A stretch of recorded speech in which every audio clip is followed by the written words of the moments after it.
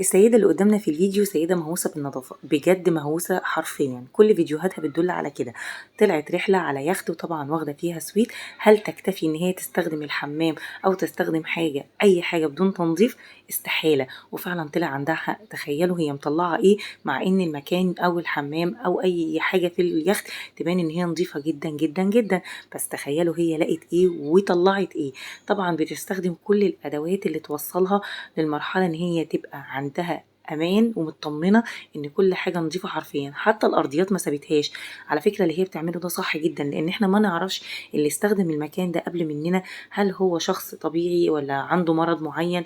وطبعا انتوا عارفين ان احنا في فتره صعبه جدا جدا بسبب انتشار الامراض، وربنا يعافينا. فعلا رائعه، نظفت الحمام كويس جدا جدا، قامته والارضيات وكل حاجه. ابتدت بقى ترش، تظبط دنيتها، تحط الميك اب بتاعها، لان هي رحله طويله. عقبالنا يا رب ربنا يوعدنا برحله على يخت زي دوت. وابتدت تتعامل عادي. بجد النظافه شيء اساسي، خصوصا في الاماكن اللي مش بتاعتنا وان احنا رايحين عليها ضيوف او هنستخدمها لفتره معينه. قولوا لي بقى في الكومنتات بتعملوا ايه لما بتروحوا مكان جديد وبتستخدموا النظافه ازاي، وايه الهوس اللي عندكم في التنظيف علشان تبقوا مطمنين وما يبقاش عندكم اي قلق من اي حاجه. هستنى رايكم في الكومنتات، وما تنسوش تصلوا على الحبيب محمد عليه الصلاه والسلام.